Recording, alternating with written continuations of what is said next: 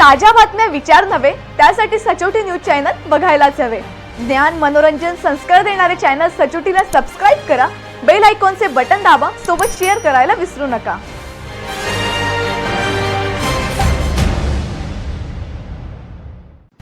बनावट शालार्थ आयडी घोटाळ्यात दाखल गुन्हा क्रमांक 216 मध्ये आता पावेतो 1200 आरोपी निष्पन्न झाले। त्यात शिक्षक, कर्मचारी, मुख्याध्यापक, संस्था चालक, वेतन अधीक्षक, शिक्षण अधिकारी, शिक्षण उपसंचालक सह संबंधितांवर गुन्हा दाखल करण्यात आलाय।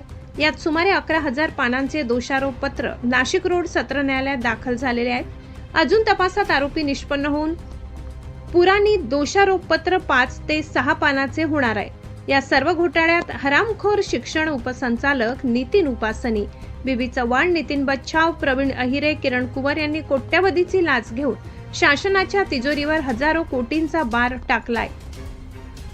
अय्याश वरंडीबार असलेले या उपसंचालकांनी बऱ्याच शिक्षकांचे शारीरिक शोषण केले आहे। या अधिकाऱ्यांच्या बोगस कार्यप्रणालीमुळे मोठ्या प्रमाणावर शिक्षक भरती झालेली आहे। याची चौकशी राज्य शासनाने वरिष्ठ पातळीवर करून या सर्व आरोपींना गजाआड करण्याची मागणी होत आहे। जळगाव, धुळे, नंदुरबार, नाशिक जिल्ह्यात मोठ्या प्रमाणावर दलाल तयार होऊन बऱ्याच शिक्षण संस्थांमध्ये बोगस शिक्षक भरती झाल्याचे उघडकीस आले आहे।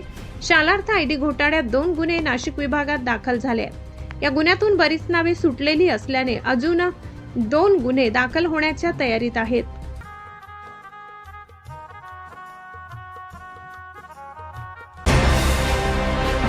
ताज्या बातम्या विचार नव्हे त्यासाठी सचोटी न्यूज चॅनल बघायलाच हवे।